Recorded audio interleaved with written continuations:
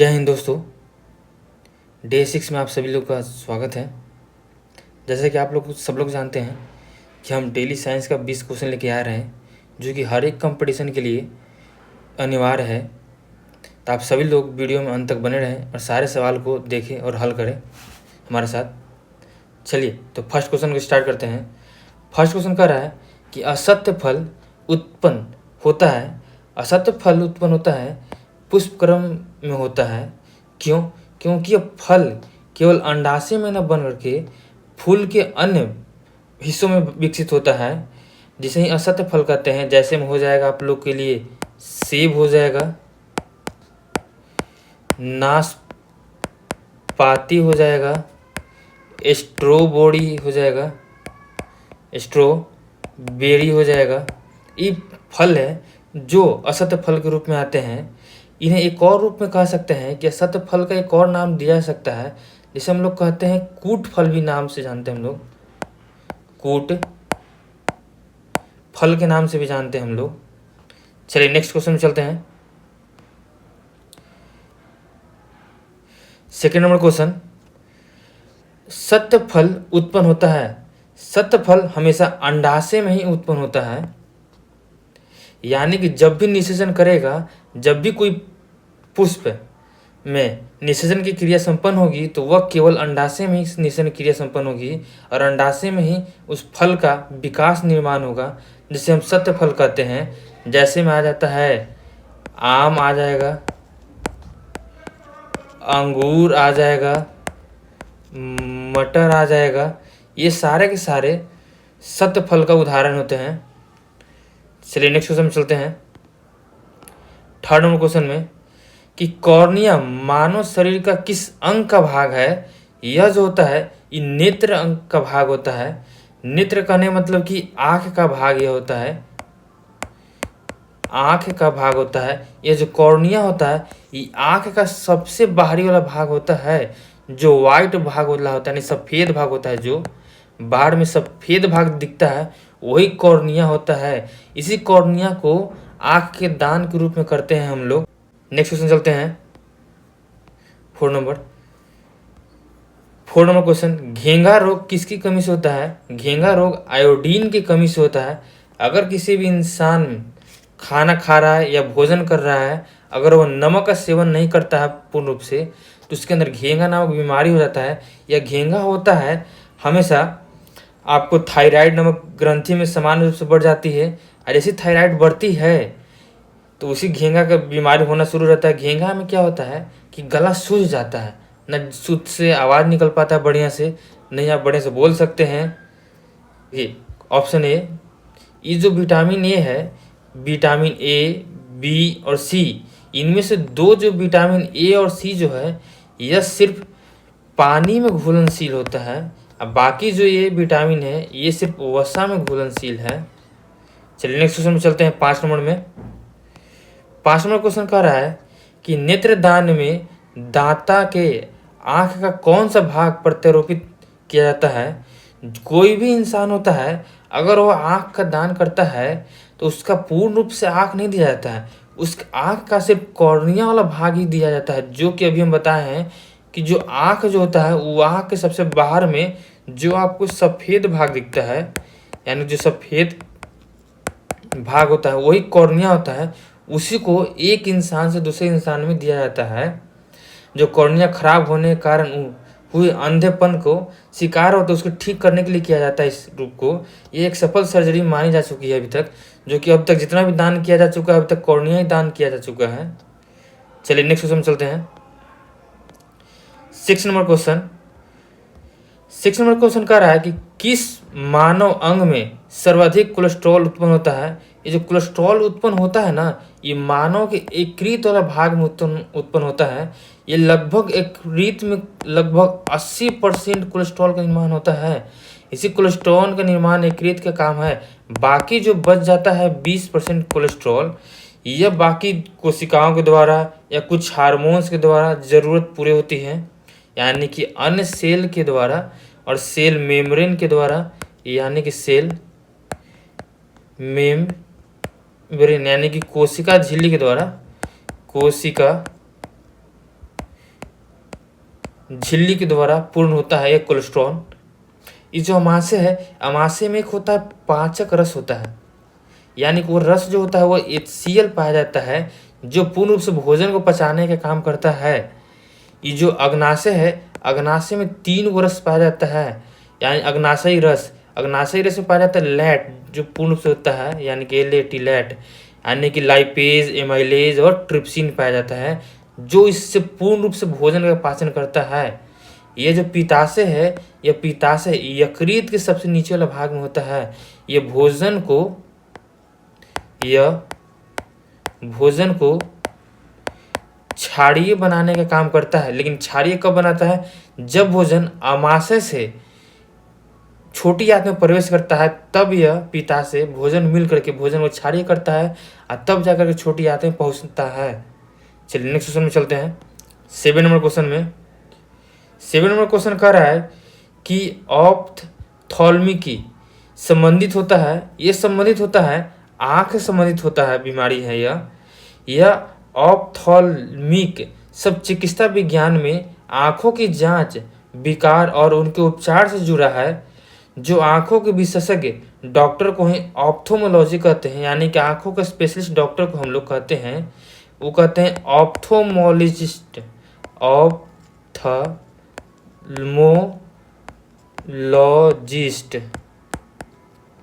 ऑप्थोल्मोलॉजिस्ट कहते हैं, जो कि एक ग्रीक भाषा के शब्द से लिया गया है।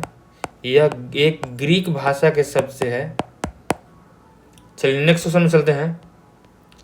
8 नंबर में कि मशरूम में बहुतायत में मिलता है, यानी बहुतायत में मिलता है, यानी मशरूम से क्या फायदा होता है हमें और क्या मिलता है? सबसे ज़्यादा जो मशरूम से मिलता है वह प्रोटीन मिलता है सबसे पहले। अगर आप जितना मशरूम खाइएगा उतना ही ज़्यादा प्रोटीन मिलता है, यानी कि यह शाकाहारियों का सबसे बढ़िया प्रोटीन का आहार होता है। जैसे मांसाहारी कोई इंसान होता है, यानी कि जो हमेशा मांस खाता है तो उसे प्रोटीन मिलता है। अगर कोई इंसान मांस मछली नहीं खाता है, अगर वो प्रोटीन पूर्ण रूप में चाहता है तो वह एक मशरूम का सेवन कर सकता है, मशरूम का सब्जी का सेवन, तो उससे उसे पूर्ण रूप से प्रोटीन मिलेगा। प्रोटीन में एक जो मशरूम है, यह मशरूम पूर्ण रूप से एक कवक का रूप धारण करता है। यह एक कवक होता है, कवक का भाग ही होता है, यह मशरूम होता है। इसमें मुख्य रूप से विटामिन D हो जाएगा, फाइबर भी प्रचुर मात्रा में पाया जाता है, जो वजन को कम करने के लिए काम में लाया जा सकता है। नेक्स्ट क्वेश्चन में चलते हैं।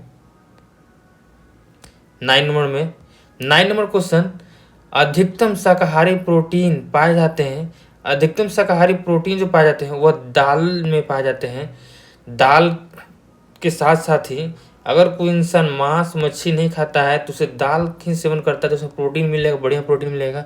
लेकिन सबसे ज़्यादा प्रोटीन मिलता है तो प्रोटीन मिलता है मूंगफली में, सोयाबीन नहीं, सबसे पहले सबसे ज़्यादा सोयाबीन में मिलता है। सोयाबीन के बाद मिलता है मशरूम में, मशरूम के बाद मिलता है मूंगफली में, अब मूंगफली के बाद मिलेगा आप लोग को चना में, और चना के बाद मिलेगा आपको सोयाबीन, यानी सोयाबीन के एक बिया था उसमें दाना ही मिलेगा, ये जो दूध है, दूध में ओनली सिर्फ प्रोटीन ही होता है। लेकिन आपसे दूध से संबंधित एक क्वेश्चन पूछ सकता है कि दूध में कौन सा विटामिन नहीं पाया जाता है? दूध में जो है वह विटामिन C नहीं पाया जाता है। चलिए नेक्स्ट क्वेश्चन में चलते हैं। 10 नंबर क्वेश्चन में 10 नंबर क्वेश्चन कह रहा है कि तंबाकू में पाया जाने वाला रसायन होता है। तंबाकू में पाया जाने वाला रसायन होता है वह होता है निकोटीन होता है। तंबाकू में पाया जाने वाला रसायन और निकोटीन जो होता है यह एक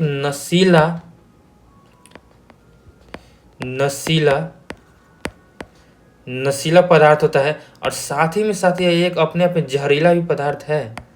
नशीला के साथ में जहरीला रसायन भी है जो तंबाकू के पौधे में प्राकृतिक रूप से मिलता है। यह सीधे मस्तिष्क पर असर डालता है, यानी कि डायरेक्ट मस्तिष्क को दिमाग में असर डालेगा, और जैसे असर डालता है उसके चलते इंसान का सेहत बहुत ही खराब हो जाता है, जिसके बाद इंसान कुछ दिनों के बाद मर जाता है।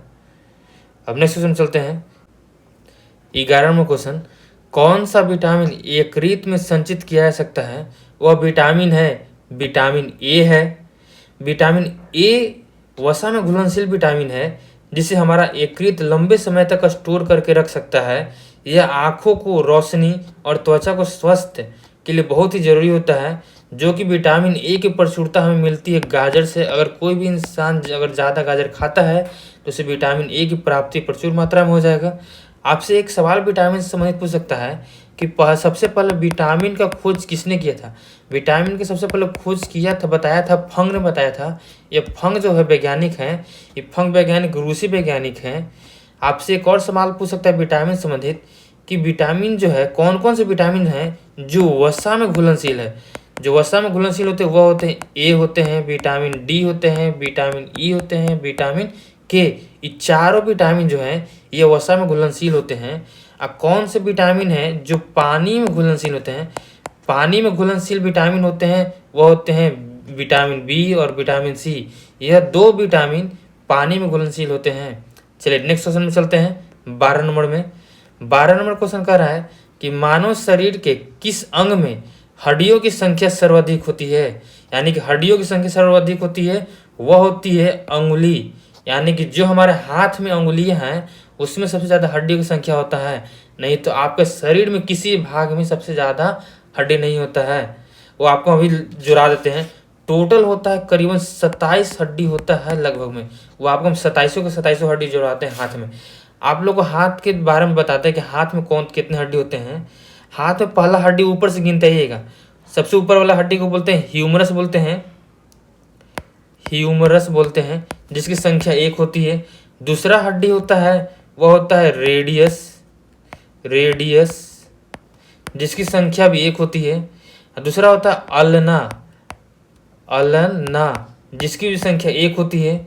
और चौथा होता है कार्पल, यानी कार्पल या कार्पल भाग वाला हो जाएगा जैसे में कलाई हो गया हमारा, यानी कि कलाई वाला भाग। तो इसमें होता है हड्डियों की संख्या 8। और दूसरा हो जाएगा मेटाकार्पल, मेटाकार्पल। ये मेटाकार्पल हो जाएगा, ये हमारा हथेली हो जाएगा, हथेली, हथेली वाला भाग हो जाएगा जिसकी संख्या होता है 5। और फिर एक हो जाएगा अंगुली वाला भाग, यानी जिसे हम लोग कहते हैं फ्लेंजिज, फ्लेंजिज। यह होता है अंगुली वाला भाग, अंगुली वाला भाग जिसकी संख्या होता है 14 को। अगर ये आप 8, 5 और 14 को जोड़िएगा, यानी कि 8, 5 और यह 14,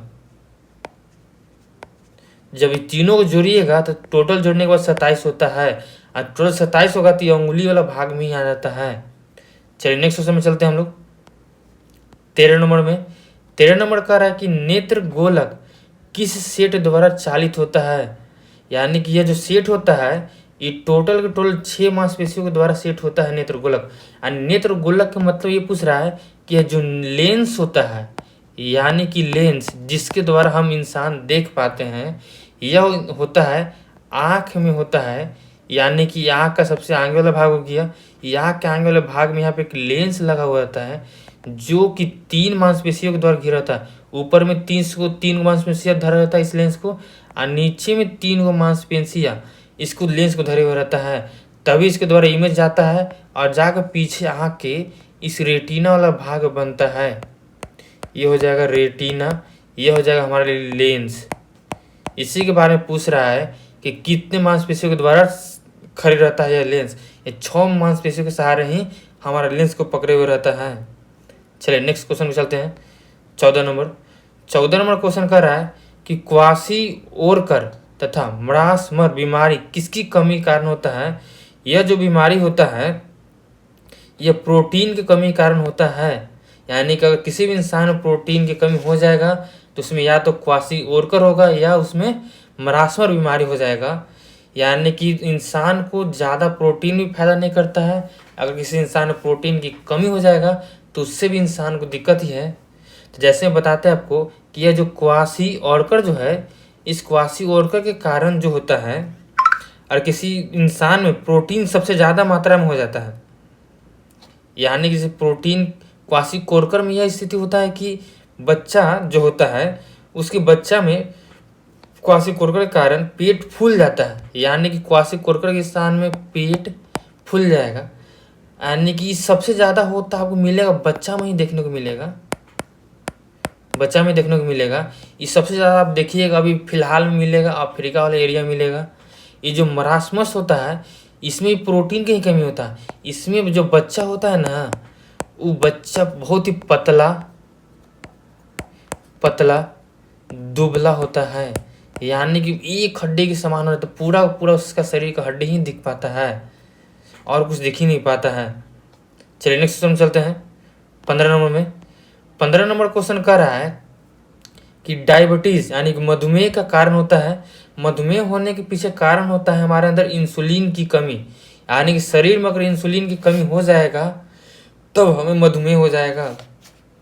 ये जो मधुमेह होने के पीछे रीज़न ये होता है कि इंसुलिन जो है हमारे रक्त में जो भी ग्लूकोज आते हैं यानी शर्करा को कंट्रोल करने का काम करता है, यानी शर्करा का मतलब यानी कि चीनी, यानी कि जो भी हमारा खून सप्लाई होता है यानी कि शरीर में ऊपर से हृदय में जाता है, हृदय से लेकर पूरे शरीर में जाता है, हमारे शरीर में शर्करा की मात्रा होता है, उसी शर्करा को नियंत्रण करने का काम करता है ये इंसुलिन।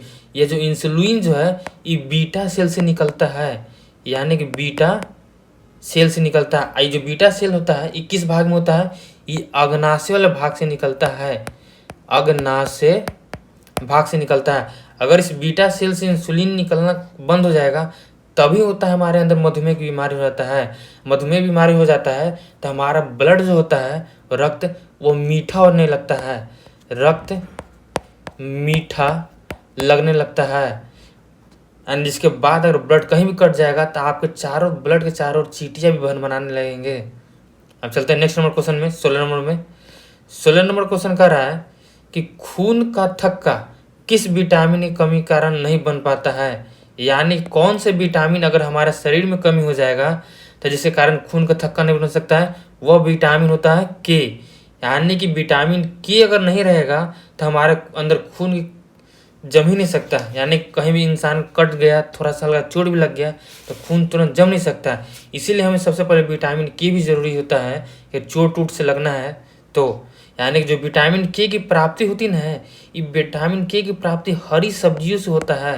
अगर जितना ज़्यादा हरा सब्जी खाइएगा उतना ही ज़्यादा आपको विटामिन डी मिलेगा, और साथ ही में हरी सब्जी से हमें आयरन भी मिलता है, आयरन भी मिलेगा विटामिन हरी सब्जी से ही। चलिए नेक्स्ट क्वेश्चन चलते हैं 17 नंबर में। 17 नंबर क्वेश्चन कह रहा है कि सबसे अधिक लोहा पाया जाता है, यानी सबसे अधिक लोहा पाया जाने का मतलब कि कौन से सब्जी में या किस में सबसे ज़्यादा लोहा की जगह, यानी कि ऐसे समझिए कि आयरन, आयरन यानी कि लोहा हमको कच्चा चबाना नहीं है, हमें उसका माइक्रो फॉर्म में चाहिए, यानी कि नैनो पार्टिकल चाहिए। हम इंसान को नैनो पार्टिकल में चाहिए, यानी कि नैनो पार्टिकल में पार्टिकल में लेते हैं, यानी कि नैनो पार्टिकल में जैसे में 10 के पावर -9 यानी कि नैनो भाग में होना चाहिए। वो नैनो भाग में लेंगे तभी हमारे शरीर को सूटेबल होगा। अगर आप चाहेंगे कि कोई आम इंसान लोहा को लेकर चबा के खा सकता है तो उससे आयरन की प्राप्ति होगा, नहीं, उससे इंसान को और ज़्यादा बीमारी हो सकता है, उसे टेटनस की सुई दियाना पड़ जाएगा फिर से। वो जो मिलता है लोहा जो सबसे ज़्यादा मिलता है वो इंसान को मिलता है हरी सब्जियों में मिलता है लोहा। चलिए नेक्स्ट क्वेश्चन में चलते हैं 18 में। 18 में क्वेश्चन कह रहा है कि एलर्जी प्रक्रिया के कारण उत्पन्न रोग होता है, एलर्जी प्रक्रिया के कारण उत्पन्न रोग, ये जो रोग उत्पन्न होता है ये होता है दम्मा, यानी कि दम्मा एक श्वसन संबंधित रोग होता है जो धूल कण और धुआं के द्वारा होता है, जिसमें जहरीले चीज़ होते हैं जो एलर्जी के कारण होता है। सबसे ज़्यादा ये होता है ना, दम्मा होने के पीछे मेन रीज़न होता है एलर्जी। एलर्जी यानी एलर्जी जो फैलता है ये हवा से फैलेगा, धूल कण से फैलेगा, यही सब के कारण फैलता है। जिसके बाद हम लोग सांस लेते हैं, जैसे हम सांस लेते हैं तो हमारा जो सांस नलियाँ जो होते हैं वो सूज जाता है, यानी कि फूल जाता है या किसी कारण से वो खराब होने लगता है, जिसके कारण सांस लेने में तकलीफ होने लगता है, और इसी एलर्जी को हम लोग कहते हैं दम्मा। चलिए अब नेक्स्ट क्वेश्चन चलते हैं 19 नंबर क्वेश्चन। एंटीटॉक्सिन का इंजेक्शन किसकी रोकथाम के लिए दिया जाता है? यह जो एंटीटॉक्सिन का है यह टिटनेस की रोकथाम के लिए दिया जाता है। ये टिटनेस के बैक्टीरिया द्वारा छोड़े गए जहर जो बेअसर करने के लिए एंटीटॉक्सिन का उपयोग किया जाता है। लोहे से चोट लगने एवं घाव होने पर इतिहास के तौर पर यह एक टीका लगाया जाता है। यह नर्वस सिस्टम को सुरक्षित रखता है। ये जो टिटनेस फैलता है ना, ये जो एंटीटॉक्सिन होता है इंजेक्शन, ये टिटनेस यानी जैसे में लोहा से लग गया चोट या कांटे से लग गया चोट, इसके बाद दिया जाता है टिटनेस के रोकथाम के लिए दिया जाता है। 20 नंबर क्वेश्चन में चलते हैं। लास्ट क्वेश्चन कह रहा है कि कौन सा रोग ठीक नहीं किया जा सकता है। वह रोग होता है कलर ब्लाइंडनेस यानी वर्धनता। कलर ब्लाइंडनेस के पीछे रीजन यह है कि यह अपने आप में एक आनुवांशिक बीमारी है। आनुवांशिक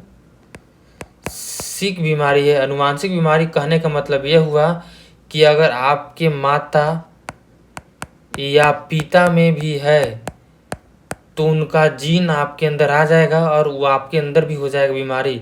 और अगर आप में बीमारी है तो आपके आने वाले बच्चों में भी होगा उस कलर ब्लाइंडनेस। अगर उस बच्चों में हो जाएगा कलर ब्लाइंडनेस तो आगे भी पीढ़ी बढ़ते चलेगा आगे। ये कभी भी ठीक नहीं होता है। इसका अभी तक कोई भी इलाज नहीं है।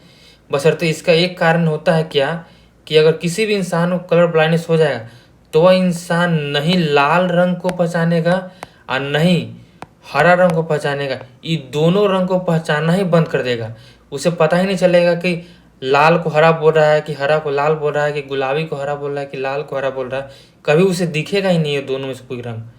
चलिए, हमारा क्वेश्चन यहीं पे समाप्त होता है। जय हिंद दोस्तों।